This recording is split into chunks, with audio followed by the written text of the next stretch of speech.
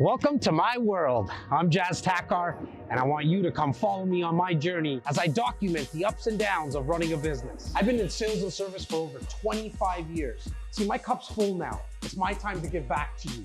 The conversations I'm having with guys and gals in the industries of real estate, entrepreneurship, and leadership. Make sure to subscribe, like, comment, and all you have to do now is sit back, relax, and come into my world. I don't want, especially if you're new to our family, I don't want you to think, okay, these guys are obviously biased because they're in the real estate market. Let's actually the opposite. Well, let's see what the market actually did. Okay, so as of today, December 19th, okay, at the end of November, we just topped 90,000 sales in the Greater Toronto market. Okay, it's safe in the month. Well, no, 90,000 for the year, I mean. 90,000. 90,000. I thought you said 9,000 for the month. So it was 9,000 for the month Yes. as well. But for the whole year, as of January 2020 to the end of November, it was 90,000. It's safe to say we're probably going to end the year with about 93,000 sales in the GTA real estate market. What does that mean? How does that compare? That's the third best market in the history ever during a pandemic. So you said a word, consumer confidence. Correct. Earlier. That goes to show how strong the consumer confidence is in the GTA. It also goes to show that the consumer, and I'm not talking about just our investor community. Forget the fact that people we who have need a slight homes. advantage. We're talking about the average human being, the average citizen, your neighbors. Everybody is at a level of savviness at this point that, yes, did everybody get shaken up on March 17th when they said NBA is shut down, schools shut down, and this is shut down, and the whole world was kind of shutting down in front of us? Like, literally, it's like lights out. Like you're watching a building turn its light off. And that was the whole globe. But within months, everybody realized this is housing we're talking about. Yep. This is housing we're talking about. A fundamental requirement for every single soul that's breathing on this planet. Now, when we speak about the 93,000 that I think 2020 is going to end off at, I said it was the number, it was the third top in history in terms of sales. Values also appreciated to a tune that we haven't seen in a very long time. 13.1% year over year increase. That's the average. You have areas That did even higher. No. Like Oakville is at over 20%. Well, that's a great point into the segue that I was going to mention, which was you got to take each segment of the market differently. You got to look at it differently because the detached market in Oakville did go a little over 20%. But the condos, you didn't see that increase. So when you see that average of 13.1%, you have to ask yourself, okay, why? Well, because of the points that we covered. People still need housing. They need homes. Interest rates, for the first time ever, we saw less than 1%, right? Like, and you can lock in a 5-year mortgage for Right now, as of today, okay? Population has obviously been decreased significantly coming into the GTA, but it's still people that need homes. They're the ones who are looking. I mean, that's from an investor's perspective. If I, like me being an investor, I'm going to look for where are the deals. And so for me right now, when I see that values in condos, for example, in the downtown core have gone down, that doesn't worry me. That makes me excited. Because you make money, as we all know, in real estate. And if you don't, you make money when you buy. So values have gone down slightly in the downtown condo market. This might be an opportunity for you to start looking at what values are doing in rents. We're also seeing increases in rents now as well. And we're going to dive into it more on January 2nd. We found the bottom. Right? I think we hit the bottom. And you're starting to see a rebound. We're going to go into it a lot more in detail. I'm going to force you to rephrase. We found the bottom. There's already lots of proof in the pudding. Yeah. We have the numbers. We're going to analyze them to death once we get the December numbers in the books too. And that's coming on the next brunch in exactly 2 Saturdays from now. Saturday, January 2nd, live right here on Facebook. Yeah. Let's go see our friend Mike Heddle in Hamilton. Sure. Did you have something to say before? No, you know what? Because we are able to get right back on track right now, I'm just going to shut my mouth. There's going to be lots of opportunity for me to get my little... We're going to go see our friend Mike Heddle in Hamilton. Steve in Rochester, I know, then the team is bringing him on. We might even add, there he is. How you doing, Mike? Hey guys, how are you doing? It's great to see you. Love you both. I'm going to start out. I love the network, not only what you guys are doing for your center, your insiders, but what you guys continue to do for the industry is top notch. Having people like Rachel on. Rachel, I got to throw a shout out to you. I miss you, dear. I appreciate your comment this morning within our social network. You guys have really done a top notch job at delivering value to all of our lives. So thank you very much for that. I think we all need more people like you in our lives, especially this year during COVID. Wow, thank you. I'm not sure if you were on earlier, but I was just also wanted to acknowledge your team. Obviously Shauna as well as Spencer, and I haven't had an opportunity, and neither has Simos, to meet the whole crew there in Hamilton, but congratulations and kudos to another award-winning year and record-breaking, I believe, year for yourself and your team. So congratulations to you, Mike. Yeah, thank you very much. It's, surrounding, the old saying goes, making sure you've got the right people on the bus and that they're in the right seats.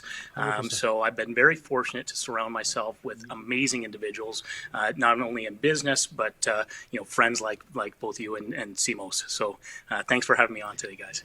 I mean, you're welcome. I'm just sick of hearing people complain about you. You know, he's too nice. He gives too good a service. I'm just sick of it, man. You've known me for a decade, man. What are you talking about? I'm joking. Welcome to the show, Mike. Thank you. It's our pleasure to have you on, and I look forward to your insight in that in the old hammer. That Hamilton market has been on fire for literally a decade. I don't want to talk about it anymore from a standpoint, it's the Torontoians, looking for, just get out of here. Let's speak to the market for what it is. It's its own market. It's hot as hell. It's self-sustainable with employers, with infrastructure, with transit. Tell us what's happening in Hamilton this crazy year of 2020. And also, I want you to get into what do you expect 2021 to do, and why would people want to choose Hamilton to invest in that market? What can they expect as an ROI, and how? Yeah, that's awesome. So like running a business, being an entrepreneur, I think as COVID started to hit, we doubled down. Our efforts were, reaching out to our clients. There was a lot of uncertainty. And, I'm asked the question, almost every day of the week, how's the market? And I love that question. It was phrased to me by one of our friends, your mentor, and he provided a lot of great value to my life. The question I reply with is, what market are we talking about? I mean, there are micro markets within the market. And I also think that it's great or some value to define to your users around that question would be not only what market are you talking about, but what are we in? What's the strength of our market? So when I ask the question, how's the market? Are we talking about the average days on market? Are we talking about the average price? Ultimately, I think what people, the general public, are asking when they ask that question is, are we in a buyer's market? Are we in a balanced market? Or are we in a seller's market? So for those of you that are listening, as educated investors or savvy real estate people, ask that question, because I think that's going to help guide you with respects to, is it a good time to sell, or what negotiating strategy should you be using if you're an investor based on absorption rate, or the tool that we often reference. So Mikey, if you're going to make people ask that question, then I want you to go down the path of what metrics they should be following. Okay, buddy? Yeah. I think the big ones are, you guys know me, I'm a data guy. Right. Average price is great. What's going on with average price of the market. And we've seen our prices appreciate about 20% this year. And some markets, as you just alluded to, have exceeded that. Days on market, well, that's going to illustrate, how quickly properties are selling. So if you're a buyer, that can be a useful tool to light a fire, to take action. Our average days on market right now is running under 20. Which is very, very strong. The metric that you're defining and that I'm talking talking about is months of inventory, or absorption rate, it's often referred to. So how much inventory is on the market and how quickly is it being purchased up or bought up by buyers. And a strong seller market is the lower month of inventory number. So anywhere between 0 to 4 months of inventory would be a seller's market. 4 to 6 months of inventory is that balanced market, and anything over 6 months of inventory is a buyer's market. And right now in Hamilton, we're hovering under 1 month of inventory, which means every property that's listed on the market this past month is going to sell. It's sold, and even more property sold. I want you to talk a little bit about who the tenants are. Who are the tenants in Hamilton? Yeah, so what we've seen in Hamilton here, so to answer your first question, in terms of tenant profile, we see a real wide range. We've got a big student profile around McMaster University, one of the country's top universities. And many of our clients early in the pandemic, panic set in. What are we going to do with these students? As Rachel kind of indicated, and as you guys have seen, we've seen that student population and that student market as strong. We fortunately have not had any of our clients, in arrears or default with that segment. So the student rental population is a big segment within our market. We're also seeing some spillover. The COVID has provided the ability to work from home. There's greater value out here in Hamilton. Our average price is about $725,000, which is about 30% cheaper than Burlington. So for a 15-minute drive, you can save yourself, 30% whether you're purchasing, and our rental market follows those trends. So we see a pretty big and diverse demographic. We've also seen what I'll call like the spillover effect. So our outlying markets like Smithville or Cayuga or Caledonia, those have really seen some strength in not only average price, but we had multiple offers on a tenant-occupied property, 5 offers on a lease last week, which is amazing to see in Smithville. Having said that, so Mikey, a small there was a a new construction project that launched in Brantford. Yes, I can't remember its name. Was it Parq? Parq. Yes, It was literally sold out in an hour and a half. An hour and a half. We're I was able certainly to get 3 seeing investors in. An hour and a half, the project was sold out. Why do people believe so firmly in the future of Hamilton's economy? For a decade or more, many economists have been looking at, when you look at the underlying economic drivers, things like average income, net migration, affordability. We're seeing people coming out of the GTA, and you guys will speak to that market, but, the old saying, drive until you qualify. So that's one of the big drivers is, this golden horseshoe region that we both live in is the economic driver behind the country. And we're landlocked. We've got nowhere else to build. We've got Lake Ontario to the south of you or to the north of me. And then the world's largest greenbelt, surrounding that. So that fundamentally, with population growth, Canada being the fastest growing advanced nation on the planet, that provides that foundation and the fundamentals for growth. So as you talk about those outlier markets like Brantford or St. Catharines, we're seeing people drive until they qualify. Brantford, you're going to have about 15 to 20% cheaper property values than in Hamilton, which are about 30% cheaper than Burlington. So we're seeing that spillover effect. One of the other interesting trends that we're seeing is what I'm referring or coining a term more geographical prices. So as somebody comes out of Toronto and they're selling their $1 million condo, they're seeing great value in those outlying markets like Hamilton, and that's helping bump up prices. Question for you, Mike. Going back to Hamilton, I think you mentioned $700K is kind of the average. Yes.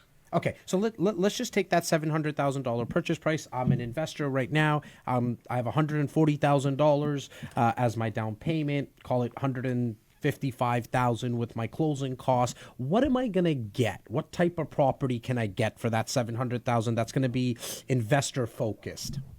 Yeah, that's a great question, and I can give you a perfect example because we're in negotiation this morning on a beautiful legal triplex, purpose built for $750,000, and the numbers are phenomenal. Cash flow at market rents. One of the units is underperforming, and we're looking for vacant possession on that, which is brilliant.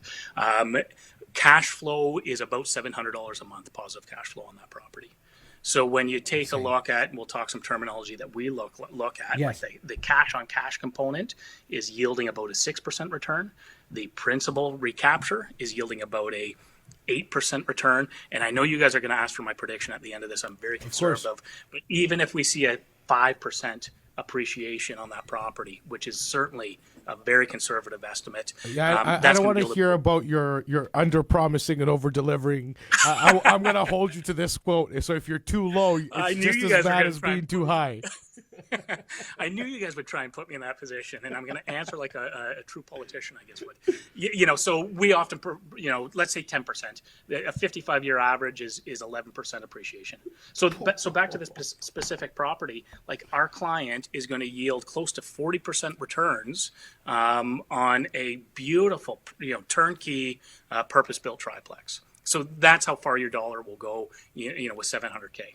And again, you said rental income will not only cover the mortgage payment, the property tax, the insurances, the common expenses for the utilities, so on and so forth. But how much did you say the net cash flow would have been? Almost $700 a month. $700 a month. You gave yourself the segue for the forecast of 2021. What are you looking at? What are you thinking for 2021, my man, in the Hamilton region? I'm reading, much like you guys, we're bombarded with information. I'm going to bring context to a report. Simos, you talked about a report that came out from a very reputable organization. I don't know that you addressed this report suggesting that we might be in an early stage slump. And they're looking at the drivers like GDP and employment. And although I think we're seeing those slow down, of course, because of closures and moving into the red zone here in Hamilton this coming week, those are temporary. Like the underlying economics are still so strong. So and that's so important, Mike. So an artificial stick in the spokes does not account to or address the underlying economic fundamentals.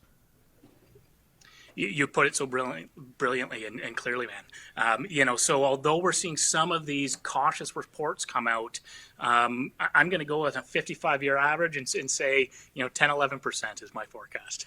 Look at that. That's although awesome. Remember, look, you're not using a small sample size. When Simos and I speak about the GTA, for example, we usually quote our 40-year average in the GTA, which is 7.2, 7.3%.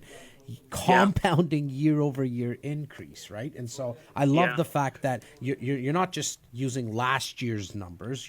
You're going out even a little bit further than that. And so I really appreciate that. Real estate, you guys know it as well. We deal with new build construction. We deal with investors. I love, Simos, the way you just said, like, we're talking about one of our fundamental needs as human beings, shelter. So I know our big part of our audience here is investors, but when you talk about a necessity, shelter, it's something that we all need as human beings, and the area that we live in is very attractive from a long-term forecast on growth and GDP. We've got a spoke stuck into our wheel right now. If you're an investor and the fundamentals on any investment property look strong, like this property I just talked about, that's what you need to look at, because the appreciation component only comes into play when you're either refinancing or liquidating. So what I want to do before you go, Mike, is I'm going to remind everyone, because we used a lot, like this was a little bit more of a technical conversation with Mike. And again, you're a data guy, I'm a data guy, and he went down the path of a case study with a property. This right here is real estate intelligence. If any of you want to download it, it's as easy as asking our real estate concierge, Ty. He's all over the comments. He can tell you where to download it. If you want a hardcover copy, all you have to do is, once again, ask Ty to communicate with you. You give him your address. You'll get this piece of information. This is not a big book. This is not a labor to read. This is legit. I call it washroom reading. You can get it done in one washroom reading. Legit. It's what, 50, 100 pages max? Something like that, yeah. 107 pages. Shout out to our girl, Laura Elto Stewart, who put it all together for us. That's right. So this is a collection of data and insight that will help you very easily get up to speed for you to have a very good comfort level and the ability to analyze the key metrics for you to make a proper decision. Love it. So visiting the website, getting in touch with our concierge, Ty, getting in touch with any of our service providers via the concierge, whether it's Mike or Rachel or whoever you want to reach out to. Every one of our partners knows how we speak. They know our language. This is why we work together. So when you're going to say, Simeon, I want to work, I'm thinking Hamilton is the market for me this year. This is where I want to expand. No problem. We have a few incredible partners in Hamilton. Mike Heddle being the leader for us in that Hamilton market. And Mike is going to speak the same language we speak. He's going to take you down the path of the data that we value. So we're not talking about different strategies, different trains of thoughts. We look at the best areas with the best fundamentals, with the greatest returns. And this is why we typically 99.9% of the time win. Well, and there's a reason that we picked the cities that we picked today, and then on top of that, the people that we picked. I mean, Mike Heddle is not someone that we met 2 days ago on the subway, right? I mean, he's a guy that's he's been in our network for 10 years. He works with not only our REC insiders, but he's who Simos and I go to, like, when we want to look at a property in Hamilton. Right. And when we go to London next, we speak to Jas and Konikow. When we go to Calgary, we call Natasha. There's a reason we put, and there's also a reason why you see, for anybody who's been in our family for a long time, the same faces over and over again. Why? Because we eat, sleep, breathe this stuff. Heddle, I actually even had to ask him to tone down his market analysis stats because I think it's going to go over people's heads. Like Heddle just knows it so well. Brother, going to put you on the spot. Who has the uglier sweater on today? You know, that's a tough. You guys are two beauties, in my opinion. You piece of garbage. And certified beauticians. You know at that. exactly whose sweater is uglier. Right here. Jas, I'm going to make things easy and hit you up for the $2,000 donation. Right. So, Simos, I got your back, brother. I'm gonna vote for Mike, you, Jas. we love you. Rachel, Merry thank you for starting Christmas. that. Happy holidays. Happy Hanukkah, all of it, my man. Thank you so much for joining us on this virtual flight holiday special. Thank you. Thank you, guys. Keep up the great work. All My right, man. take care, brother. Be well. Okay, guys, we're gonna head out to London, Ontario. I think we're just waiting for our boy Justin Konikow to come on. He's actually on as we speak. Mr. Justin Konikow, how are you doing today? What's up, fam jam? Oh, we're good, brother. Look at you. Look at you with the hat and the shirt. We love you, brother. What is going down? Look at those shirts. I just, Prime love on, man. I What's know. up, man? Love the I Prime gotta family. give you my hat, Simeon. Look at that. Matches your shirt. Your shirt's pretty hideous, though. I will tell you that. Okay, so we're not gonna ask Justin at the end. He already told us whose is worse. Yours is hideous. He said it. That's it. He just wants to see me pay, bro. He just wants For to see anybody me pay. and everybody Yeah, who's watching, guys, the community is really building up. The team's telling me we have tons of people on right now. Please get the blue like button pressed or the red heart button pressed. This is for charity. One of us are going to be donating to the other's favorite charity, $2,000 today. Please like. If you think Simos' sweater is uglier, heart if you think Jas's sweater is uglier, and comment. Make sure you let us know right now where you're signing in from, because I have a feeling when Justin Konikow gets on, a lot of his community's here as well. So big shout out to Justin's friends, families, and colleagues, especially his colleagues who make Prime Brokerage the brokerage in London / Grand Bend. Justin, you guys have had a crazy, crazy busy year in London. Please take the mic. You're no stranger to the camera and the mic. Talk to us all about all things London right now, my man.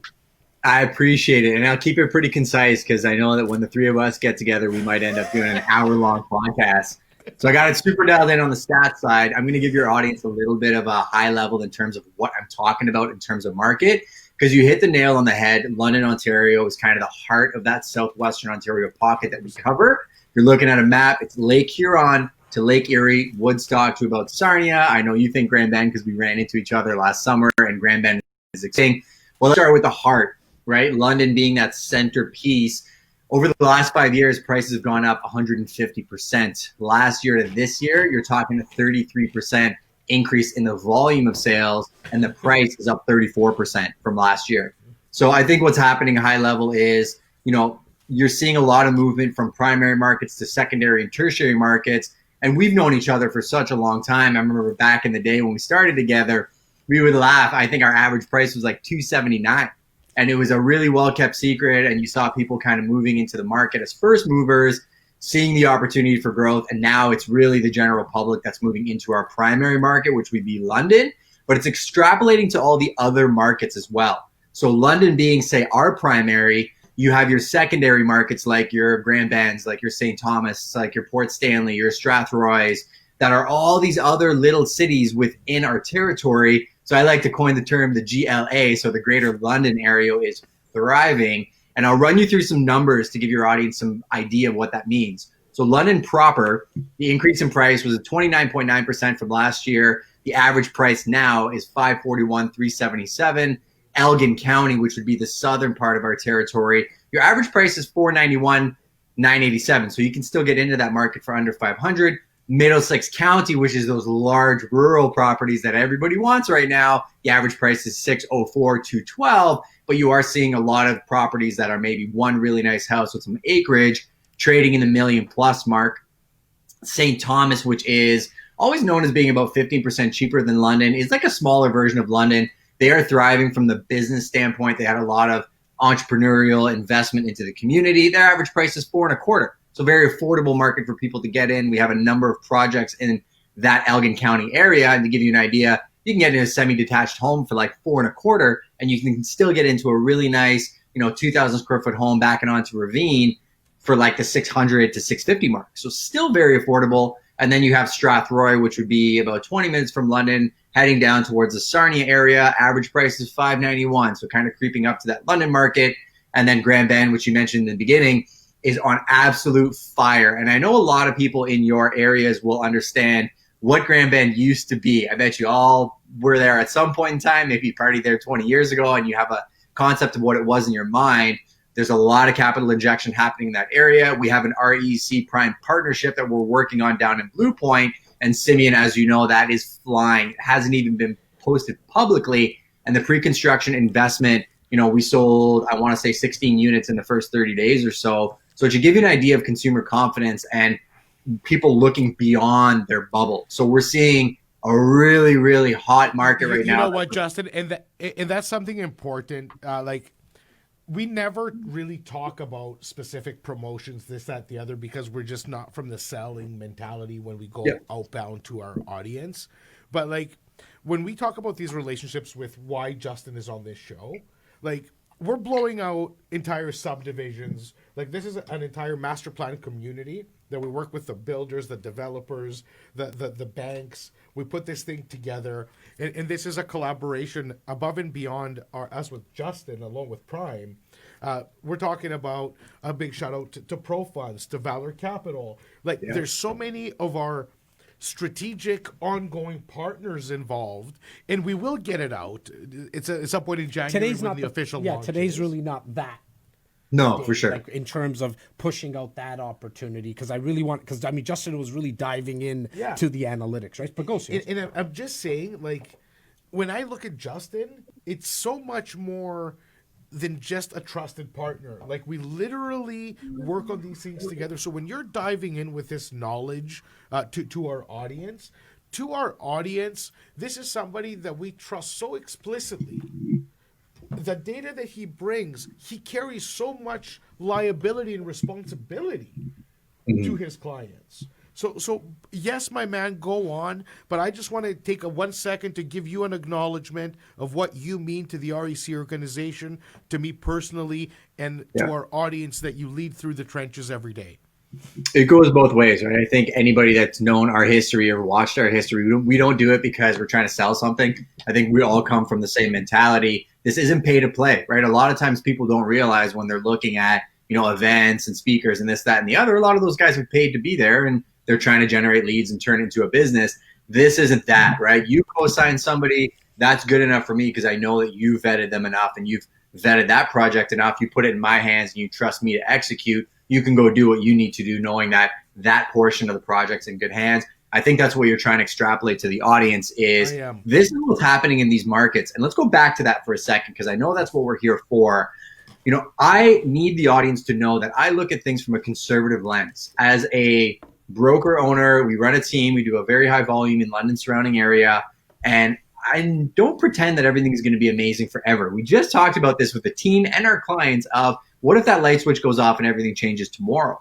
We are prepared to operate in the worst of times, but we're also fast enough and efficient enough to operate in the best of times. So, you know, that's what you want from your partners. And I just saw Heddle online, the surgeon of real estate, him and his stats. I love that you had to tell him to dial it back a bit because, you know, his mind is like a matrix. But as a community of people, audience included, you guys included, Heddle, myself, we're all trying to accomplish the same thing. We're on the same team. We just want the highest level information. So that's what I'm trying to bring to you guys today. Now, Justin, who are the tenants? I've been asking everyone, and I'm going to make sure that I ask everyone moving forward as well. I think that's very important because majority of the people that are watching live right now on Facebook, as well as the recording, are investors, or they want to be investors. And the question always that I like to look at as an investor is, okay, I get the values, I get the interest rates, but who is going to rent my place? You're seeing a mixture, right? You're seeing people that don't necessarily want to own a house right now, right? You're seeing people that do think that things are going to change in the marketplace and they want to cash out and they don't care about renting. They want flexibility. Maybe they're going to, you know, move to Bora Bora when things open up. Who knows, right? So you're seeing that being a pretty big segment of the marketplace. I should throw an asterisk that our property managers vet our tenants like crazy. So, you know, we're dealing with an upper tier of tenant typically. We're seeing families.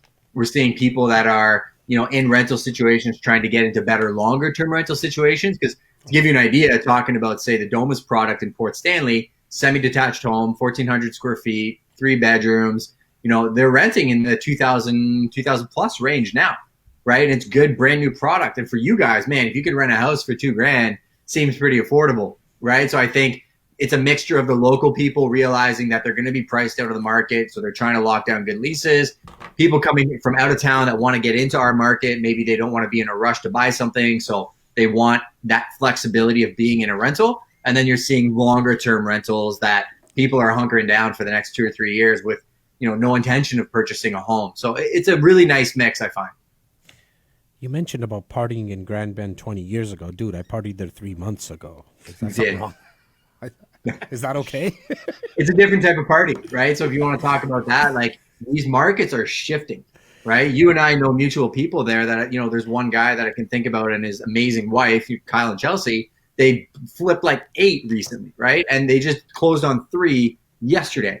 And they're doing major capital injections and burrs to these properties. They're getting great refinances and they're renting them out like there is zero stock. So now big money's coming into that area. I can tell you some major players from the GTA have bought up a whole bunch of stuff along the strip. Some money that I know from London's doing some developments. We're involved in some developments. So what it used to be, the jungle, the craziness and everything else, now it's turning into high-end luxury rentals. Just go on Airbnb and VRBO and look at what's available. Look at the rental rates. There's no vacancy. So that should give you more of an indication of where markets like that are going. Now, Justin, before we let you go, I know we have a lot of new investors that are watching live, and are definitely thousands are going to watch the recording of this. You've been doing this for such a long time. You yourself as well are an investor. What's a tip, buddy? What's a tip for the investor going into the end of this year, looking into, you know, they're going to get a lot of value, I think, from this session and your content, all of our contents. What's a tip that you would want to leave an investor with, brother? So I'll go back to the guy that connected us. So Scott McGilvery says, you know, people will always find 99 reasons to do something and 1 reason not to. You know, if you're investing in real estate, it's going to come with a certain amount of risk, no matter what it is, right? You can try to hit it from every angle possible. Any agent that tells you that this is a 100% sure bet is lying to you. So you should probably find somebody else. But understand that, you know, fortune favors the brave. And depending on your risk profile, there's different types of investments. I'm a very not low risk, but more passive investing type guy. I like land. I like pre-construction investing because I'm so dead focused on my job and growing my business. I don't necessarily have that time that I want to invest to make more money managing buildings or 12 plexes or 20 plexes and stuff like that, because it does require a certain amount of time and or risk. So just, I'd say, take a step back, understand your risk profile, and then reach to people who've done it before you. And just DM them. Talk to Jas, talk to me, ask me to connect you with somebody who's where you want to be. You'd be very surprised at how willing they are to share, especially if they get a cosign from somebody like a Jas. Talking about a cosign, guys, I mean, REC produces a lot of content, but there's another couple of people in the country and really the world that produce as much content as us, and you're looking at the face. It's Mr. Justin Konikow and the team at Prime. Go check out their profile. Go check out their website. The website will lead you to all their socials. Justin is an absolute beast when it comes to Instagram and the videos that he does, the value that he brings. Make sure you do yourself a favor. Go check him out. And if you need an introduction, go straight to him. Let him know that you're an REC insider, or just email in the subject line at info@REC Canada. I want to speak to the good-looking boy from London. Justin. Appreciate you guys. I love you. And thank you Merry so much for Christmas. doing this. Happy You holidays provide to the whole so much value. I'm truly hoping you cost me a couple grand today, Justin. God bless you, buddy. Yeah, it's all good. I'll make it up for you on the project, right? God You bless guys- you, bro. Merry holiday, Christmas. buddy. You too, guys. Bye. All right, guys, we're continuing this non-stop virtual flight. We're going to be heading into the Niagara region. Both myself and Simos, we got to say, it's why you see Simos kind of dancing right now, because we've never been on time like this. We're doing very, very well. We're going to be going into the Niagara region, which really covers St. Catharines, Niagara Falls, Thorold, Welland. This gentleman that you are going to be meeting today is someone that has probably just in the year of 2020 helped a little over 2025 of our own REC insiders. There's probably someone's watching right now and saying, I know that guy. It's Cory Matthews, not from Boy Meets World, one of my favorite TV shows. It's the real Cory Matthews from the Niagara region. How are you doing today, Cory? Hey, good. How are you guys doing? Good, my man. We're having a lot of fun here. It's Brunch with REC, first live Brunch with REC on Facebook. We've always done these. I think we're up to like 18, 19, 20 for the year on the Zoom platform. But we thought, hey, why not allow people to interact with each other? Because as a you were an investor first, then real estate broker. The way to build out your portfolio is first by building out your network. And we just found that it's going to be easier on Facebook. Cory, can we touch on the Niagara region, which I know is one of Simos's favorite regions? Yeah, the Niagara region has been blowing up. I got into it 5 years ago. And the reason I liked it was because it was doing nothing. It was going up about 2% a year, matching inflation. And then in the last 5 years, we've seen huge growth. We've seen about 10% a year on average. And then in the last year, obviously with the pandemic, everybody leaving Toronto and looking to get a backyard, getting more space. The wineries, the retired factor there. We're seeing a lot of retirees coming maybe on the fence between whether or not they want to stay in the big city or go out to, greener pastures and nicer areas. Well, now they're looking at the Niagara region because you have the wine, you have golf, you have access to, when the border opens up, you have access to the Buffalo airport. So it's a lot easier to get around. We've seen massive growth in the last year. Bidding wars for the first time in the area since maybe we had a little blip in 2017 where it got really hot, where there was bidding wars. And then this year it's just been nonstop, where you might have seen places stay 30 days on the market. Now they're going in like 3 or 4 days. And the average days on market has dropped to 10. So it's a lot hotter now down there. Okay, now, Simos, why did you always enjoy the Niagara region? Because you've invested in there yourself as well, right? So, I mean, Cory had a lot to do with that. About 3-4 years ago, we were looking and following key performance indicators. One of the biggest key performance indicators in real estate is the access to mass transit. the access to mass transit defines the accessibility to any chosen location. What happened back then and is kind of coming to a close almost now is the entire expansion of what used to be only via rail going to GO Transit and really streamline and give the ability to our fellow citizens to commute within an hour from St. Catharines, from Niagara Falls, from Grimsby, from Stony Creek, to have access to direct express lines into Hamilton, into Oakville, into Burlington, into Mississauga, and lastly, straight to Union Station from the Golden Horseshoe, from the edge of the Golden Horseshoe right to the epicenter, which is Union Station, within an hour and a half. So if you are an investor and you were to ask 4 years ago what happened, well, Cory can probably out loud read the legislation when it was passed, tell you how it went down, what Metrolinx did, what they didn't do.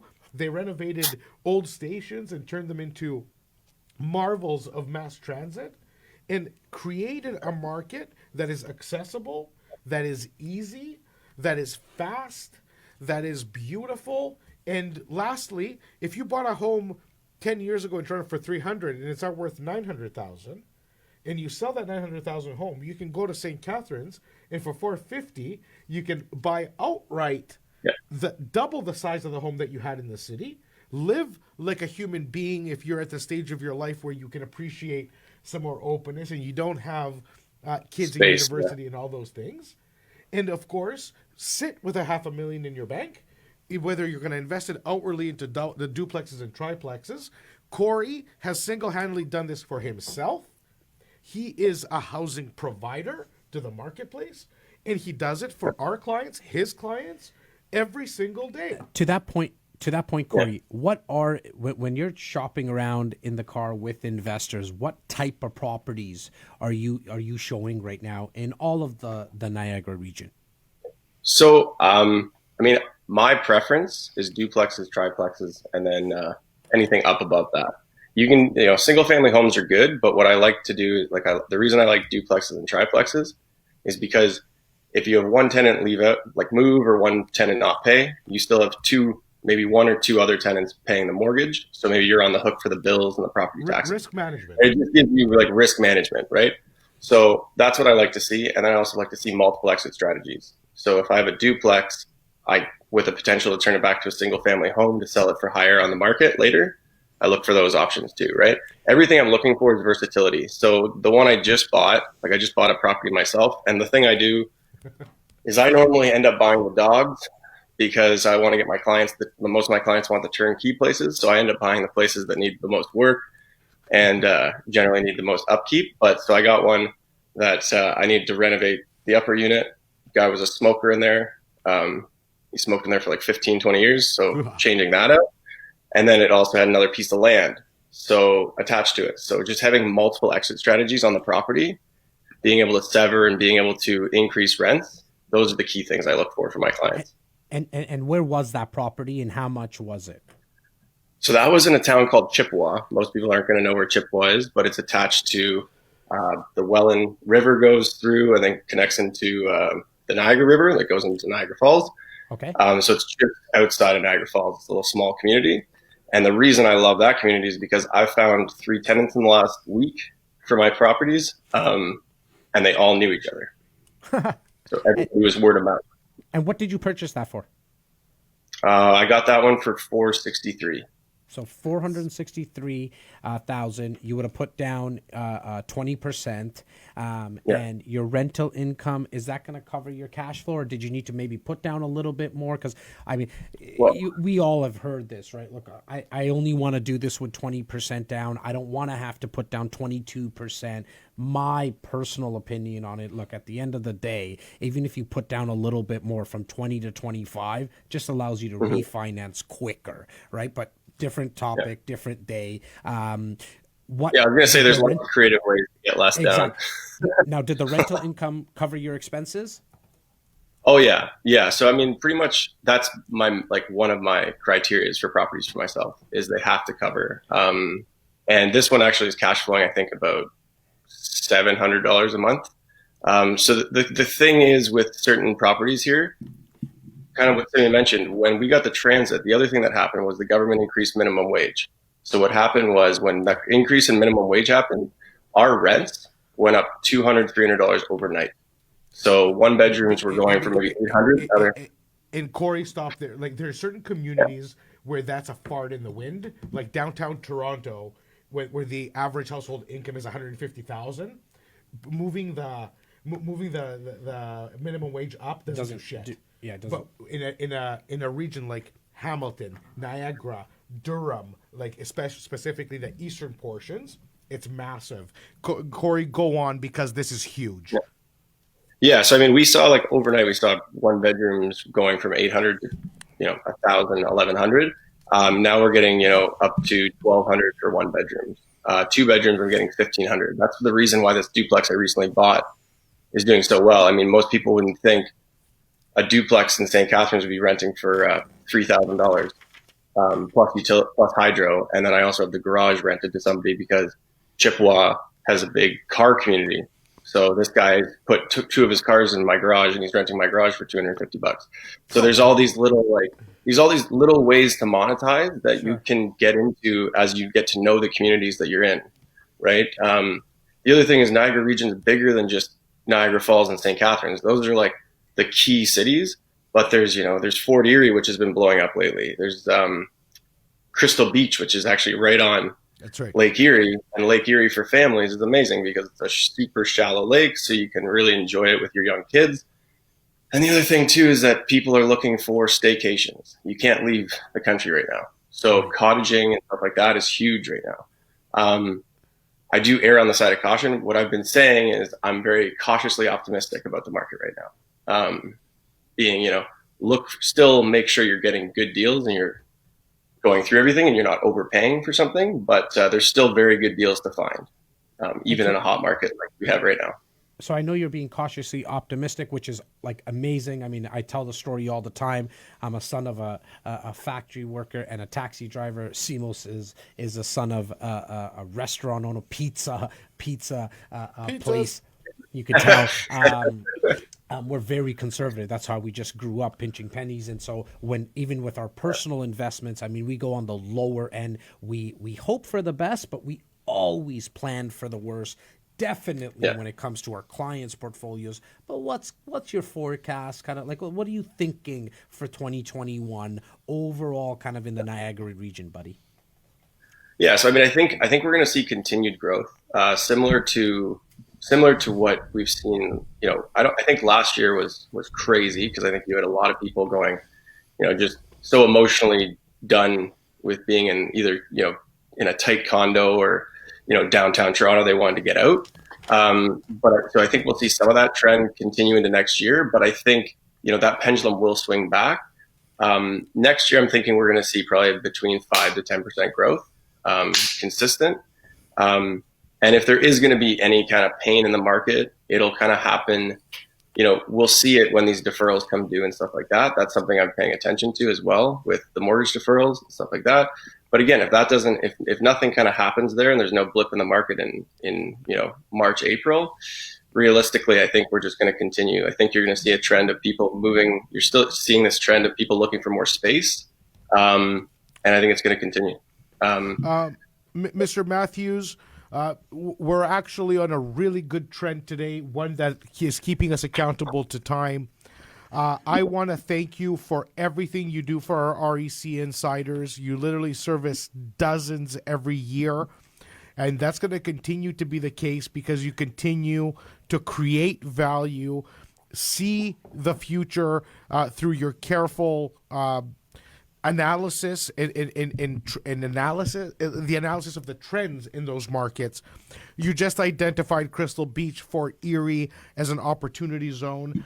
I think part of this year, whether it's virtual or in person, if we're so lucky that the world opens up again, I think both us and our REC insiders deserve a little tour of these hotspots We don't need to go look at properties, but we can hop on a bus, drink delicious wines at wineries, and really discuss market fundamentals in those neighborhoods, and then create some missions for Cory where you do lead 5-6 people at a time through 10 properties. We can do a lot of stuff. If you like what Simos just said and you're watching this live and you would like REC when things open up again to do tours, just put yes in the comments so we get the feedback. We're very good at reverse engineering what our clients need. And so if you heard what Simos said, he said what we should be doing in 2021 when things open up again is to do a tour right across some of these regions that we're talking about. If I get a hold of Simos' wallet, we're also going to do tours in Calgary and Vancouver where we're heading next.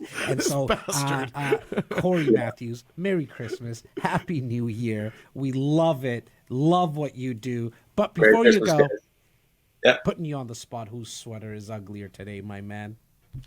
Thumbs up. I gotta go with Simeon's. That's is just awful. Can you stand up and give me a little? I don't even know why I'm celebrating. Can you give me a little dance? Oh man, I gotta see that whole I thing. can give you a little dance, will always bro. give you a dance. Just watch the headset, Simos. There you go. Oh baby, and it's pizza. This sweater is uglier. This guy. That pizza falling away. I love it. Cory Matthews, Merry Christmas, brother. All Merry the best. Christmas. Thank you for your guys. service. Thank you for your dedication to our initiative. Thank you to your dedication to every single REC insider. We appreciate you. We love you. And we'll see you next year, my man. Cheers. Appreciate it. Cheers. Merry Christmas, All right. guys. Thank you. Before Where are we we head off to to, brother? Calgary, we're going to head to Calgary, just taking a 20-second, what do you call those things on TV? Interlude? Interlude? I don't know. I don't know, something like that. A little 20-second break just before we bring on the beautiful, beautiful Natasha Phipps. Just to remind you, please let us know in the comments how you're liking this platform now that we moved to Facebook Live every other Saturday, 10:30 a.m. Eastern. We're so grateful to now go to the West, where it is a little bit earlier there, and have Natasha Phipps on from Calgary. How are you doing today, Natasha? I'm doing awesome. I'm so excited to be here with you guys. You both look amazing. I'm going to keep my vote till the end, though. Okay, well, I like that. Hey, we got another politician here, bud. We got another politician. Natasha, you've been based out of Calgary now for how long? How long you been in the market? Like how long you been in the real estate market yourself? Like as an investor and as a broker? I've been a realtor 13 years, and I bought my first property 18 years ago. Whew. I have a feeling you made some money on that property 18 years ago. I was pretty young. Yes, I did. I did very well. It got me addicted very quickly. I love it. I always say that real estate investing is the best drug that's known to men and women, right? Like once you get addicted to it, it's hard. It's hard not to see the growth in your portfolio and not want to do it over and over again. And so with that said, please drop us some knowledge in terms of kind of the landscape that was 2020 in the Calgary real estate market. Yeah, I mean, like all of you, there's been such great advice here today, but we all started the year and into this spring not knowing what to expect, not knowing how we would fare through this year. And Alberta has certainly seen our years of challenges here. So the year was a pleasant surprise. The rental market and the sales market have performed very well. And, we are kind of breaking records month over month here, kind of closing out the year. So it's been really great. Rental also been going up month over month. So it's been a really good year. Okay. Now, who are these tenants? I think that's kind of been the question that we always get, and I've been asking, and Simos has been asking everyone that we brought on. So, like for me personally, because I don't invest really anything outside of the GTA. It's just who I am. I'm born and raised here. Simos, obviously, with Alberta, has the connection. That's where he was born, raised. But I've always thought like it's only the oil industry. I know that's not true because I speak to you a lot, but who are some of the other tenants that are renting out these properties? So there's really kind of two stories to tell when it comes to the Calgary market. There's our downtown market and our suburban market. And most of our investors, whether they're local or from across the country, are looking for cash flow here in Calgary. And that lines up nicely with the best type of tenants here in Calgary. Most people want the least amount of headaches. So we're talking about working professionals. We have a very large sector in the oil and gas business, but we are seeing really great diversification, which is so needed, and we're being forced to kind of do so over the last few years. You have an incredible mayor leading Toronto through this change. I mean, Calgary through this change. Calgary, yes. He is an absolutely incredible force, political force, a global man. Who is bringing investment back to Calgary single-handedly because the government has not helped this man. So that's right. That's a very good summary. Yeah, absolutely. So, for those looking for the cash flow, looking for those suburban type of rentals, we are looking at properties with secondary suites, are our top kind of selling properties, and they're easy to own, easy to manage. And the tenants are those people who are on the path to home ownership themselves. So they are, hardworking individuals. Calgary has very high wages compared to the rest of the country, and we're a very well-paid and educated workforce. So you're likely going to get, as long as you provide a good product back to the market, you're going to get a great tenant. And they're saving up to buy their first home as well, but they're going to be in the rental market for, 3 to 5 years for sure. I always found that those type of tenants would take care of your place more, right? Because they feel absolutely like, okay, I'm going to start getting prepared for home ownership. And so love that segment of the tenant market. You spoke about 2 suites. It's here in the GTA, it's now in the last, I'm going to say 15 years, become the East Indian special. We buy a home and as quickly as we possibly can, we get a basement apartment. My parents did it 33 years ago, and we've never stopped. Yeah. What does that property like that go for? So let's, I don't know, 1,500, 1,600 square feet, income, exactly. A unit upstairs, unit in the basement. What does something like that go for, Natasha? We can do a brand new construction, legally suited, semi-detached property here for $460, and it'll get you about $730 a month cash flow. And the incentives are also incredible. I mean, we have obviously had our years of challenges, and I've spent that time partnering with great builders that understand the investment community. And, we have things like rental guarantees, rental assurance programs. We got free property management. We make it as easy as possible to own these things from no matter where you are.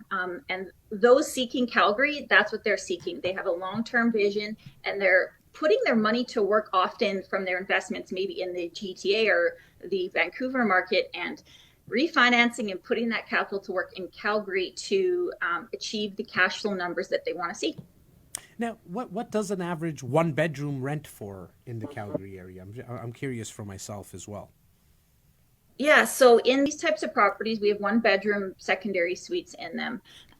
You're in the 1,000 to 1,100 range in these type of properties. And the more rundown, kind of scarier ones, you'll obviously see a lot lower rental rate. But in the nice properties that we are putting out, that's what you will fetch. The rental numbers, as I kind of mentioned earlier, do change a lot, though, as you approach the downtown. The downtown is a place where you can find a smoking deal right now, but the rental rates and the rental demand is not going to support probably your goals very well. And we were seeing that pre-COVID, and obviously post-COVID, through this year, we're all seeing that everywhere, this push out of the downtown. And Calgary's no different. And if anything, it's been exacerbated because we were seeing that pre-COVID as well. What's kind of like the months of inventory? Because, Heddle brought it up. It's something that we always, Heddle from Hamilton, we always speak about kind of months of inventory because for us as investors and brokers, for Absorption. sure, that just tells us what type of market. I always laugh and say, if you drop me off in Amsterdam, I'll know within the first couple of hours with getting some data, I'll find out exactly what type of market we're in. There's these key market indicators, one being months of inventory. Like, what are we seeing months of inventory right now at, Natasha? It's one of my favorite indicators as well. And this really highlights the difference in our downtown market versus the suburban market. So detached single family homes, our months of supply are 2.5. If you look at apartments in Calgary, our months of supply are over 7 months.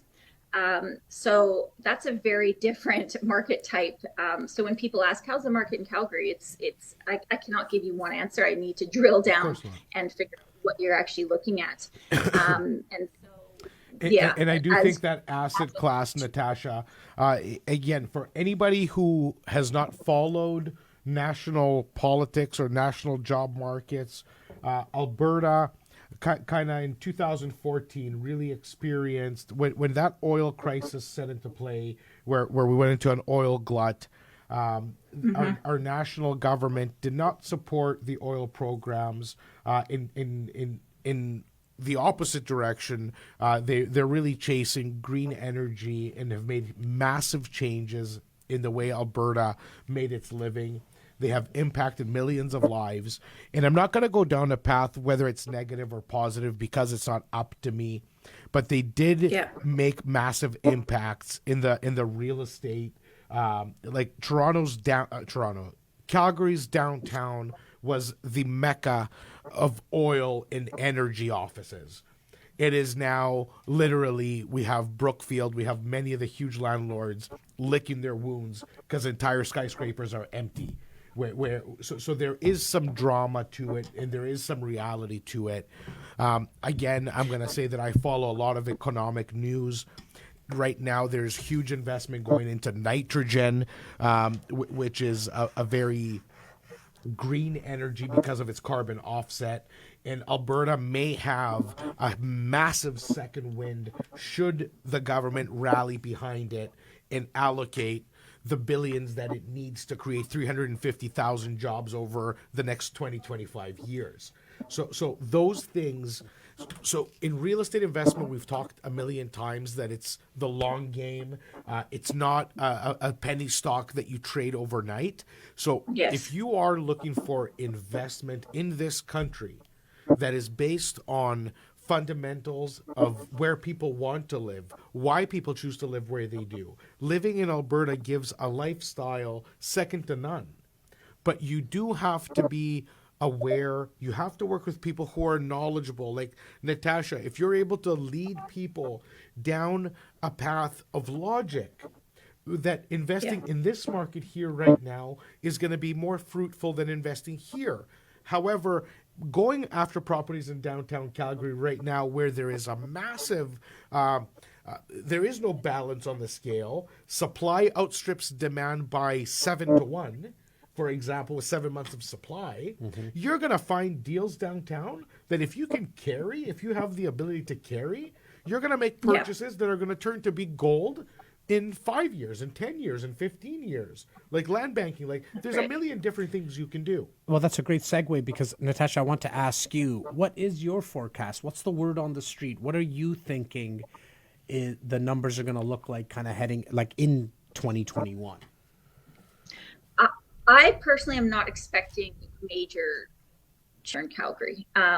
What we do with our investors is stack the deck as best we can to give you the best appreciation rates. So the properties that we are advising you to buy are outperforming the general market in terms of in terms of appreciation, cash flow. But generally speaking, I kind of expect things to stay on a similar path that they here. I'm not expecting any, major revelations to occur here. The one thing specific to Calgary that is extremely competitive right now is properties with secondary suites. The city of Calgary is on a bit of a mission to clean up existing secondary suites by the end of next year. And so for people looking for these types of properties, we are in competing offers. We are having to really go to find these before they hit the market to get them for our clients. So there is certain sectors of the market that you need to be very savvy with right now, but those properties with secondary suites are just going to be worth more and more once this deadline passes. Natasha, So that's thank a very you so sector. much for your insight. Yes. For a look into like where there's some what I call white space in the investing world and investing strategies. You said you're going to leave it till the end. We waited till the end. What? Whose sweater is uglier? I'm sorry, Simeon. I got to go with you. It's so weird. I don't know if we should take that as a compliment. I don't know either, but it feels good. Natasha, Merry Christmas, Happy Holidays, Happy Hanukkah, and all of that. Thank you so much for being part of our Brunch with REC virtual flight and holiday special. Thank you, Natasha. Take care. Take care. Bye. All right, guys, we have one more stop on this virtual flight. If you're just joining us, it is our REC's holiday special, Brunch with REC, virtual flight right across the country.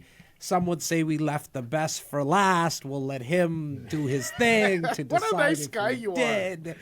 It's Mr. Cameron Manning from none other than Vancouver, BC, which I've always said Vancouver's real estate market is kind of like a cousin to the Toronto real estate market. We generally vie for first place in terms of appreciation and population growth. We're actually built very similar. I mean, they have the ocean south of them. We have the lake. And then we have a greenbelt legislation that puts us on a real estate island here in Toronto. They have a mountain. And they got mountains. And so very similar. If you do not know Cameron Manning and his team, you guys are doing yourself a disservice. I think Cameron's doing like a Monday investor meetup virtually. I'll let him talk about it. Cameron, how are you doing today, my man? We can't hear you. Oh, we can't hear Cameron. Cameron, you might be on mute. It is the one word that's been used the most, more than unprecedented. It didn't happen all day. It had to happen. Yeah. Oh, Cameron, little test. Give me a sec. There's always a little bit of turbulence on a flight, but we're not going to let you be on your own. Have a little strawberry as part of your brunch, Mr. Takhar. Not yet. I'm going to get some eggs after we're done. Ooh. Just stick with us, Cameron, and everyone else. We appreciate. So what I'll your do is I'm patience. going to share a story on brunch about Cameron until he gets ready to go. Cameron and I literally shared a stage 2 weeks before the pandemic hit Canada. Myself, Bobby Pume, our director of team operations, flew out to Vancouver, and we had a couple of live meetups with real people in a real room, sharing insight, sharing investor stories, and doing what we do on the road. And it was literally, you were in Ottawa with Tony.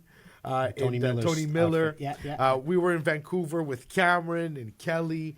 And literally the show that we're on right now, Brunch with REC, was born as a result of COVID to replace our national actual flights that we were supposed to be on, educating the REC insiders. So seeing Cameron here today as part of the last show of 2020 and our very first meetup of the year was with Cameron in Vancouver. Full circle. It comes full circle and it means the world to me. Cameron, let's check if your audio's up and running, man. Welcome to REC Brunch. Nothing yet. We can't hear him, no. His audio's on our side, buddy. His audio, Cameron. Our audio's on here. Ba-ba-ba. So Cameron, he can hear you. Test, Cameron. Say test. I want to see the waves. Cameron, I don't see any waves on can the you side. hear us? Give us a thumbs up, okay? So I love this. I love the fact that we have to work through things. I always say on live shows, we do so many of them, that you have to work through the turbulence. The last one too, yeah? We're just going to keep on trying. I was saying that more than unprecedented, I think the other word that was used or the phrase was, you're on mute. You're on mute. I think that was right. How many times do people say that? You're on mute, bud.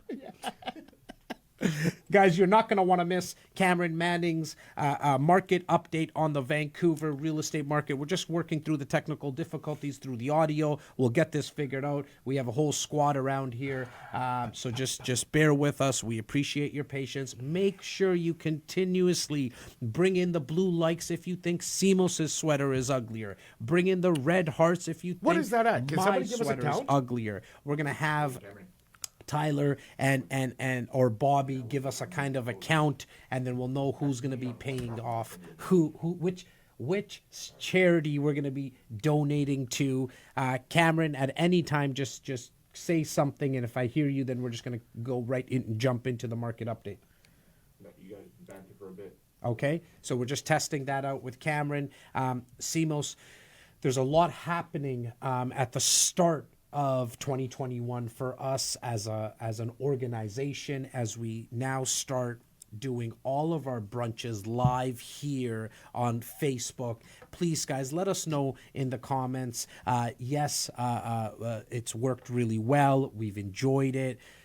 The other stuff that we're going to be bringing out new in 2021 is more opportunities. We've heard what you guys have asked for. You've asked for more opportunities. And so we're going to be mixing our brunch with RECs with more opportunities for you guys. We just ask for patience as we do our due diligence. You've heard us say in the past, we probably get anywhere from 45 to 50 opportunities at this desk right here, but we only promote 8 to 10 of them, and the reason is because we need to go through the due diligence of these opportunities, albeit a pre-construction / new build, a multiplex, there's commercial plazas, there's right up to, I would say, about 25. Then your numbers are way off, right? Like I think the 45 to 50 is that's just in the new straight build. up developments. Yeah. Like if we want to talk about all the opportunities that we throw in the trash versus the ones that we promote to our clients, we're well over 100, 150. Can you hear me now? Cameron. I'm doing it on my phone. Oh, okay, perfect. Sorry, Simos, I didn't mean You to guys cut got you me? off, but we actually got Cameron working, so it's we're perfect. back. But to finish There we that go. sentence quick, Yes. is from the new development side is one thing. This year we're going to be bringing out a lot more partnerships with our collaborators in order to increase the multifam in the income property division. Yeah. Meaning with so many of our clients now so deep into their portfolios, we need a bigger exposure on the actual street. So we're going to be vetting properties right here on live. Whether they're on the brunch, whether they're on Zoom calls, whether they're going to be live, and we're going to be documenting a tremendous amount of it throughout the year. So if you are looking to go down that path this year, you're going to be more than likely ending up on this very show as a panelist and sharing your experience. A real and story taking it segment. live. We're going to be doing a lot more real stories, as well as, if you're tired of seeing our faces, we'll get used to it, because you're going to see a whole lot more of these ugly mugs. It's why we needed to balance it out with that good-looking face that you see on the screen right now, who is Cameron. How you doing, Cameron?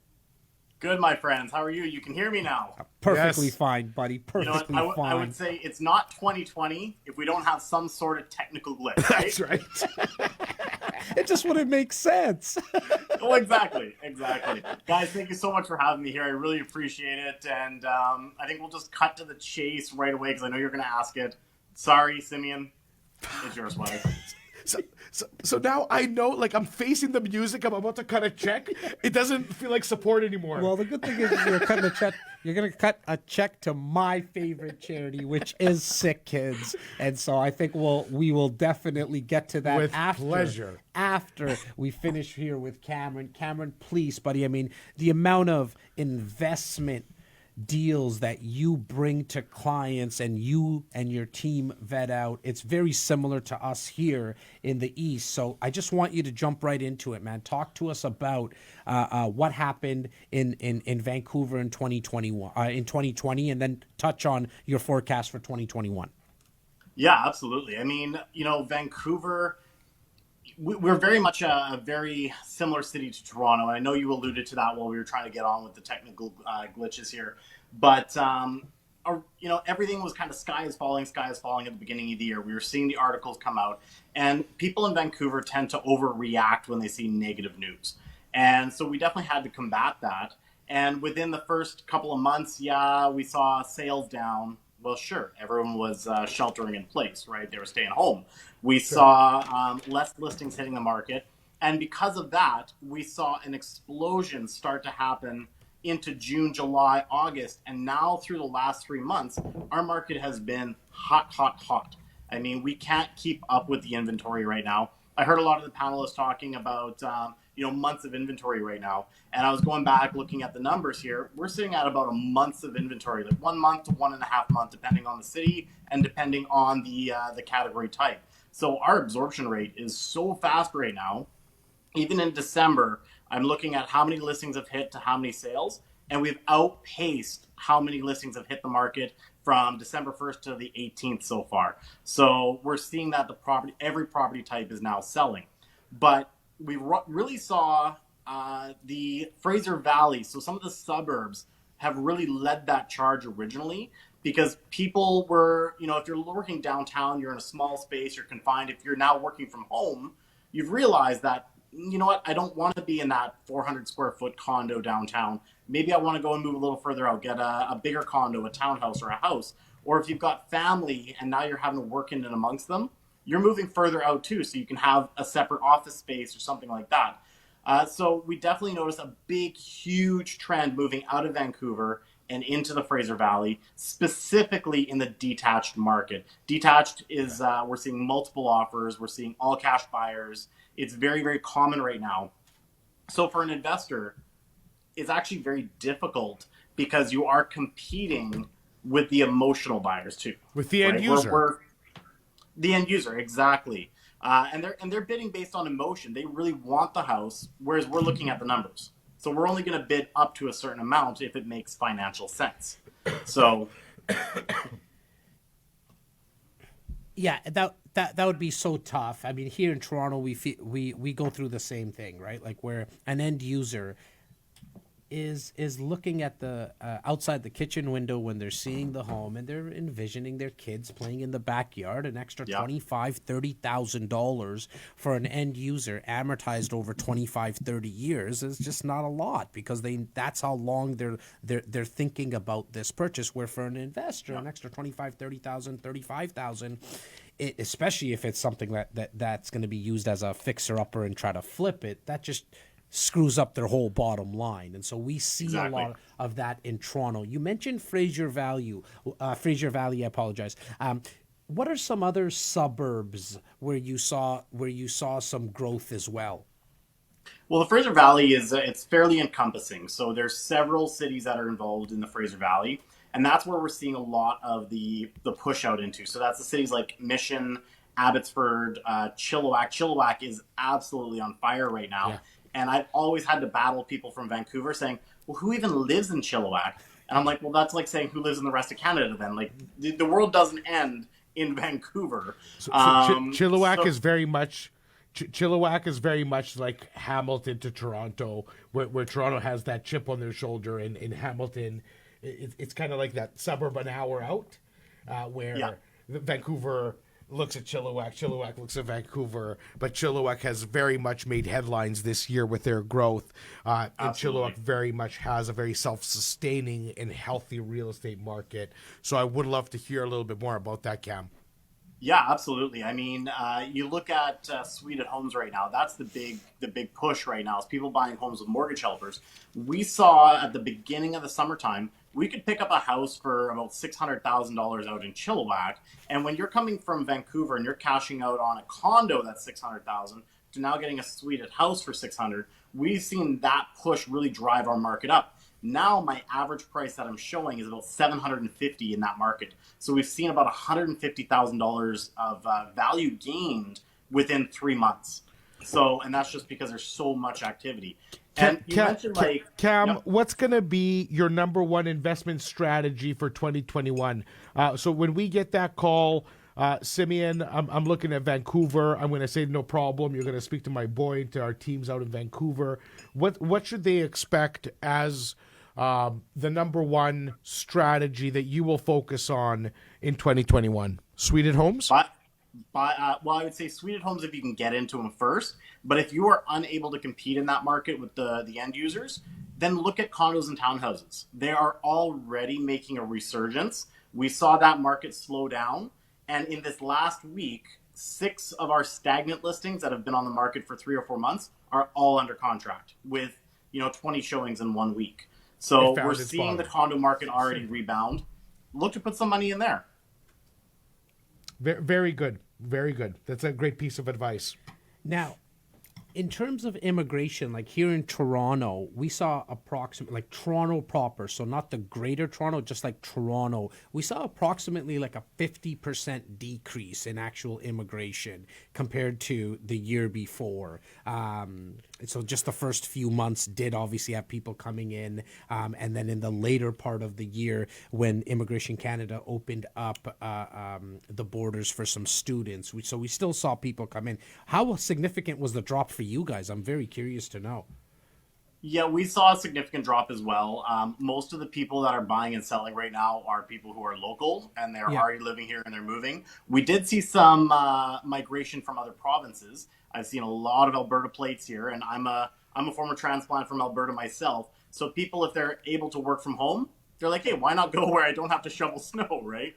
So we're seeing a lot of people from other provinces coming in right now. But I do really feel that when the borders open up, we're going to see a lot of people come into this region because we're kind of one of the first stops, especially for a lot of the Eastern countries, Middle East, things like that. We're going to have a lot of people coming our way because it's Vancouver, it's warm, we've got mountains, water, everything like that. And people know it. It's on a global map, right? People know Vancouver. So I see that it is going to change significantly, and it's only going to increase the demand that we have and put pressure on our market from that seller's perspective. We're going to keep seeing values rise. So the play right now is get in to the market and get some properties under your belt before that happens. Cam, is there an expectation that the Asia Pacific corridor it has some pent up demand? Is China, South Korea, Indonesia, are they waiting for the border to open to make those moves and to send their kids to university in Vancouver? I would say that they're already working on finding ways to get around. A lot of them have family members here. So what you have, especially with our foreign buyers tax, is you're going to have them send money to family that's already got their PR or their Canadian citizenship, and they're going to be buying the properties and putting their money into those to avoid those extra taxes. And that's been happening since the foreign buyers tax came into play. Yeah. But it's still not a huge segment. We still have a lot of local buyers that still buy. Of course. It's one of the biggest wealth transfers, in our generation. When you have a house that's worth 1.5, you're able to cash that out when you sell it and buy multiple properties for your family. You deal with so many of our clients, yourself, like the amount of investors that you deal with. You're an investor yourself. And that's what I just loved about our lineup today, Simos. Like, yes, everyone that you saw today is a real estate investor focused broker. That's number one. Like, that's number one. But what's actually even higher than that, which I put like pedestal, so like doesn't need to be 1A or 1A, is that they're an investor themselves, right? So they know what it means to actually write a check, to sign an agreement and authorize an agreement of purchase and sale, the feelings that you feel, the knots in the stomach and all that kind of stuff. So from that perspective, Cameron, can you drop 1 or 2 tips to somebody who's watching, who's new, or they have their first property and they've already done, like, closed on it, rented it out, and now they maybe want to get a second one? Give us a couple of tips. Leave our viewers today here live on Facebook with a couple of tips, my friend. Yeah, absolutely. I mean, tip number 1, don't get so focused on one specific asset class. Be flexible and fluid in our market. Because if you are set 100% on detached, you're going to bang your head against the wall while you're competing right now. You might get it, but it's going to take you a while. So be fluid. Look at other areas and look at the cities that have some of the biggest growth. We've got cities like Langley coming up they just announced the approval of the new SkyTrain expansion. That's going to be huge for a market like that as it connects it to Vancouver. Infrastructure. Exactly. Infrastructure. That's exactly it. And we happened to sell out a massive pre-sale project that's 300 meters from the new terminus station, and we got access to it before anyone else the day the approval came in. So that was huge for our investors. That's instant equity if you think about it. Cities like Mission. I've been preaching Mission for 5 years now. I bought myself and invested in Mission, and I've seen significant gains. And those properties are going gangbusters right now because they're connected to Vancouver through a transit system, and it's single detached homes. So there's so much density that's now finally coming in. So look at the markets that people would say from Vancouver, why would you invest there? They're not going to look there, then go there. But look at what the infrastructure they have coming into play. And I would say the final thing is put offers in. Like, you actually have to put offers in to get a property. Too many analyze and come at me with questions. And when I say, are you ready to go? Then they still don't take action. So take action in your market. Look, I mean, do the due diligence after the property is tied up. It's one of the most beautiful things about real estate, like the actual contract, the agreement of purchase and sale, and how you can write it. You can make it on anything. You can make it conditional on Simos. I purchased the property and I can make it conditional on Simos approving it. Like, that's how cool that is. But you got to tie it up. That's because exactly if you start thinking about working the numbers and then tying it up, 9 out of 10 times the property's gone. And I will also say to that, if you're in a market that's so hot that you cannot put a condition to buy in, it's very possible that you're a little late to the party, and you need to identify a new neighborhood or a new asset class that is not in the dangerous hands of end users who are bidding emotionally versus logically. And you need to work with a realtor that understands that concept, like fundamentally, and make your moves. I also want to make a comment to Cameron's comment that he invested in Mission and he's personally vested in all the people in our circle are investors themselves. Jas and I, along with one of our beautiful partners, Jelaine, yesterday closed on yet another property. Not bought a new one, closed on one. Financing went through, legal structure, accounting structure. On Monday, we're getting the keys. I'll post to it. It's a gorgeous property. It's actually a penthouse in King West at Zen Condos, built by Center Court. A tremendous developer, great reputation, right across the street from Playground, where we sold over 20 units to our investors. Right across my last post on Instagram. Okay, if you go to my Instagram, second last post, I tell the story of my first condo ever. Yes, Stratford. I tell Stafford Street. I tell the story of my condo that I bought 10 years ago. This condo that we closed on yesterday, or Monday, you said, is right across the street from it. So continue. It is. In the story, and the reason I'm saying this is when I have 20 of our best clients closing, and the nerves that come with that, meaning we're in the middle of a pandemic, are we going to be able to get these units leased? If so, how much lower than what we anticipated? And the truth of the matter is that the numbers are truly, in the worst time in Canadian history of a bump on the road, are literally off. Even though the market is off itself by 30%, like in the rental in that specific corridor, it's only about 5 to 10% off what we originally thought it would be at, because we never accounted for that growth. So really and truly, to every single one of our clients, to every single one of the investors that are going through anything, whether it's in Vancouver or Toronto or Montreal or Ottawa, whatever it is we have to get through, we're literally getting through it together, because Cameron in Vancouver, he's in this shit himself. Do you want to talk about Toronto? We're navigating and ripping through the mud right now, personally. You want to go to Ottawa, you want to go to Montreal, you want to go to Hamilton. How many properties do you think Heddle has? I'm not going to speak for him. Yeah. But like, you don't think he owns property and he's navigating these murky waters himself? That's the difference of working with people who are doing the same thing you are. So that's what I wanted to say, and thank you for dropping that knowledge with us, Cam. We truly appreciate it. I appreciate you guys having me here. Merry Christmas, my man. Happy holidays to you, to yours, to the whole team. I mean, I know how much of a team that you have that makes you look good. So I'm going to take a little bit away what I gave you earlier, and I know how good they make you look. But Merry Christmas, my man. Merry Christmas, guys. Happy New Year, and all the best in 2021. Take care, brother. Merry Christmas. Be well, Cam. All right, we are not done yet. We have a couple of surprises for you guys. First and foremost, we want to thank all of our panelists so far. Rachel Hammer in Ottawa, Mike Heddle in Hamilton, Justin Konikow in London, Cory Matthews in Niagara, Natasha Phipps in Calgary, and you just heard from Cameron Manning in Vancouver. There's been a massive crew that has been behind REC.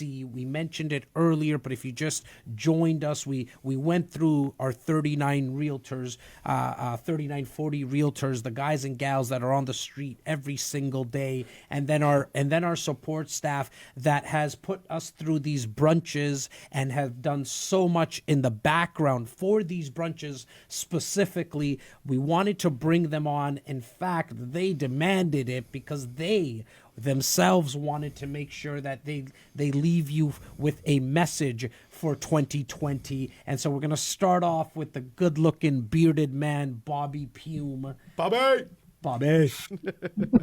Hi, guys. Can you hear me? Yes, we Yes, we definitely can, It's Bobbert. perfect, Bobber. Thank you Wonderful. so much. Thank you for that lovely introduction. Well, look at you. Look at that face.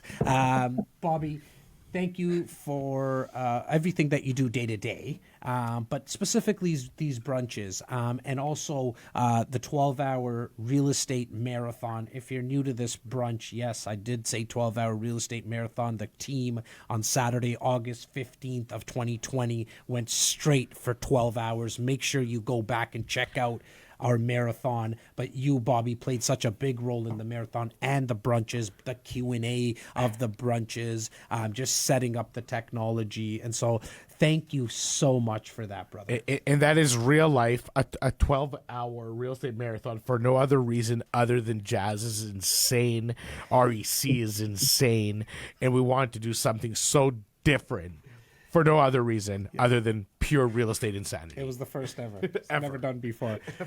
Bobby, I know how important it was for you to leave our viewers with a message. We're back Saturday, January 2nd, here live on Facebook. But what did you want to say to our viewers, buddy? Yeah, I mean, I just wanted to thank everybody, both you two. I can see Steven there working the computer. I know Tyler is here somewhere as well. But to everybody in the extended REC family, thank you so much for allowing us to be a part of your family. I just wanted to wish you a Merry Christmas. If I lean the right way, we have the tree lit up in the background. And I'm just so happy and so proud to and humbled, really, to be allowed to take part in what everybody's portfolios are and the real estate moves that everybody makes. So thank you, and Merry Christmas from our family to yours. And whose sweater is uglier? You know the answer already, right? I've been in the chat ripping Simos' sweater the entire time. We can't see the chat. Like sometimes Steven shows us. It's okay. I have a feeling I'll let Tyler kind of tally it up for us as we bring Tyler on. We do have someone just before we bring on Tyler. Bobby, we love you, brother. Thank you. Love you guys. Thank you so much. Blessings, bro. All right. We're going to head over right down the street. She lives 7 streets away from none other than Drake himself. It's our director of She sales. is Drake. Sorry? Like, she's like Audrey? a neighbor to Drake. Yeah, she's probably Audrey herself. Like, yeah. It is the beautiful face, the none other than Laura Stewart, our director of sales and marketing. How you doing today, Elto? Hi, guys. I actually went over to Drake's house this morning, asked for an egg. And? And he gave it to me. The security guard let me through. It did me well there. She was probably shot off the fence. Yeah, I know. And for anybody who's new and you don't get the inside joke is Laura does really live 7 streets away from Drake. I've counted. Just on the other side of the tracks, we say. Just Laura, some of you will know the raspy voice. She co-hosts the podcast with us, but she's never actually been on a brunch, so we thought, this is my first brunch. I know. And you said It you only wanted to took come. 10 months. Well, it took 10 months, but the reason we thought it would be a good idea, and you mentioned that you wanted to talk to the viewers, but is because you do everything in the back end, the designing of the logo with Steven, all the write-ups for the invites, guys, it's all done by Laura. She kind of handles all that for us in the back end. So even though you've never actually physically been on a brunch, Laura, I mean, She has been. You guys are wrong. Sorry? You guys are wrong. There was a brunch. Me, you, Laura, Tyler. No, that was a podcast episode. Oh, son of a... All right, this is the first Laura, brunch. First brunch. Welcome been to with the brunch. organization for 5 You years. guys shouldn't let me on live. I can swear every now and then, so I don't we get know to you're come between on live. yourself and Simos, the two potty mouths. I always think about A Christmas Story, the movie. Every time the kids swore, the mother put soap in the kid's mouth. And Can I put a strawberry in my fucking mouth? there's a bar of soap there too. Elto, you've been with us for 5 years. You've seen massive growth and massive change in other people's lives, in particular our clients. I know you wanted to leave our clients with a message. You and I are also going to do a year in review on the podcast, and we're going to have the crew on as well. That's planned for December 30th, so make sure you guys check out the podcast that comes out on December 30th. But I know you wanted to talk to the brunch attendees and panelists, so I'll leave it to you, girl. Yeah, I mean, first and foremost, thank you so much to you guys for coming on. At the start, when we first started this thing, I think we were doing it weekly, and you guys were so supportive. We were trying to be creative and coming up with ideas where we could still bring you as much value as possible. And it's always incredible to me how much love we get from our REC insiders. I'm always the one that's like, Jas, that's not going to work. No one's going to come on. People have things to do. And so thank you really so much from the bottom of our hearts for your support. I hope you guys have the most incredible holiday season. Make it memorable and incredible as you possibly can. And please make sure to give us some feedback, not just on the brunch, but on how we're doing as a company, as a whole. We came second this year, as you guys already mentioned at the start of this thing today, and which is incredible. We're super, super proud, but we want that first place, and we need to know how we can get better. And the only way we're going to do that is by providing you guys with better service. So please email us, direct message us, let us know how we can improve, how we can bring better value to you. Other than that, fantastic. Thank you very much, girl. We love you. We will see you back in the office very, very soon. Still a couple of days left in the year. Lots to finish off with. Thank you very much. I don't get a vote? Oh, what am I saying? I thought you voted. Wow. I totally forgot that. Wow. I apologize. Yes. What is your vote? Wow, Jas. Well, just simply because of that, you have the uglier sweater. I want you to pay because you left me alone.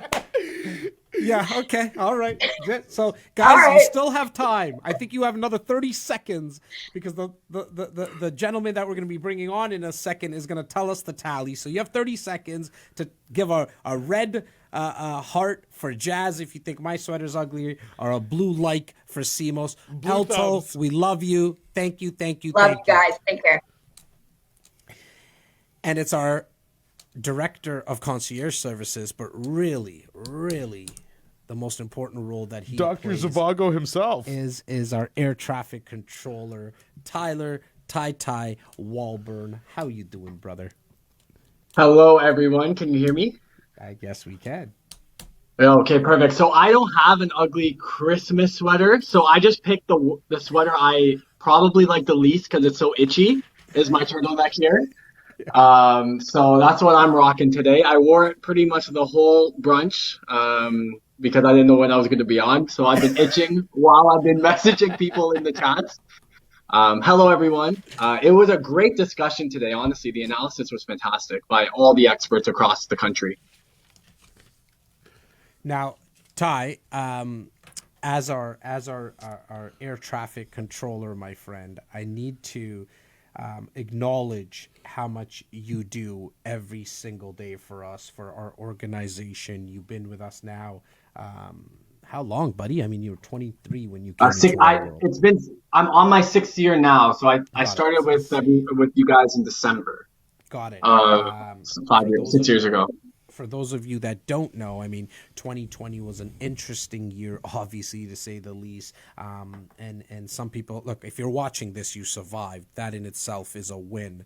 But for Tyler and his beautiful wife, Cass, they brought in just a gorgeous, like I want to bite her cheeks. Little Nora, just a beautiful baby girl, and she's growing really fast. Tyler and you and I were talking off air a couple of days ago. She's huge. I think she's like 18 pounds now, and she's 5 months old. Awesome. And I was saying, as our air traffic controller, you in the last 6 years have been part of other people's lives, our clients' lives, in the growth of their portfolios. And so we wanted to give you an opportunity to speak to them directly, my man. Merry Christmas, everyone. I love you all dearly. I get to speak with each and every one of you every day, so I'm very blessed to be in this position. Enjoy the holidays. It's going to be a different one for sure, but, spend the time with family and appreciate everything that's going on. As well, keep looking for opportunities. Myself and Cass, we're going to be heading to Kitchener on Sunday to look for some houses, and just because the holidays around doesn't mean real estate stops. This might be a good time for everyone to go and see things. Awesome. You must work for a real estate company. Tyler, it's true though. We're not seeing a lot of listings come up, but I don't want to make the same mistake that I made with Elto. What's your vote, brother? What's your vote first? And then, you need to tally. You need to tell us because you've been tallying them in the back end. So I have been tallying. It hasn't been close. I personally think Simeon has the uglier sweater. And I think the REC insiders and the people who watch the brunch also agree. Simeon, you have the ugliest sweater. Awesome. Perfect. So, Simeon, you'll be making a donation of $2,000 to Sick Kids. Thank you for everybody who played along with this. It's obviously going to a fantastic cause, and so we appreciate you guys participating. Tyler, to you, just before we sign off for the whole brunch, thank you, brother. We love you. Okay, Ty. Thanks, guys. Okay. Well, I'm going to let everyone into a little secret. Go, buddy. I don't give a shit if I lost or won, whatever this was. I will force Jas to match my donation. Done. There's absolutely no shot that I'm donating a loan to your favorite charity, which also happens to be our mentor's favorite charity and my favorite charity. So let me assure you that today a check will be written. It's going to be written from Simeon and Jas via REC. It's going to be going to Sick Kids. Every year, as many of you know, we throw a massive bash in person live with entertainers and flamethrowers and food and drink. We're not able to do so, but we're taking that expense and hitting up even more. And instead of being able to give a toy mountain, we're going to give Sick Kids the funds that they desperately need to make whatever they need to make people's lives happier and better. People who, as we celebrate eating strawberries, drinking wine, and enjoying, there's parents with their children downtown Toronto and downtown any city where Sick Kids is, that are suffering, that are praying to God that they can see an improvement. So please, in your thoughts, always have somebody else who is not as fortunate as you. It is a time of reflection. It is a time to give back. I welcome every single one of you ugly Christmas wearing mother suckers, every single REC insider, every single friend, foe. Take a moment, think of somebody else other than yourself and give what you can, whether it's a penny, whether it's a strawberry, whether it's a cookie, whether you open a door. Be kind and love one another. You couldn't have said it any better, brother. Really quickly, behind the ones and twos, as they call it, has been our creative director, who is become another brother from another mother for us, Mr. Stephen Rochester. We love you. Thank you for everything you do. I think you just gave like the peace symbol in the camera. Maybe Stephen generally doesn't show his face in anything he does. And to the rest of the squad, we love you. To you, the viewers, thank you. We say it every week on brunch. We try to say it on every phone call, on every email. But from the bottom of our hearts, We're two guys that just like to have a lot of fun, and the team around us allows us to do that. But without you, there would be nobody to watch. And so thank you so much for doing this with us every single week, every single day, and entrusting us so much over the years. We just wanted to say happy holidays, Merry Christmas, Happy Hanukkah, Festivus for the rest of us, and have an awesome start to 2021. We love you from the REC family. Thank you.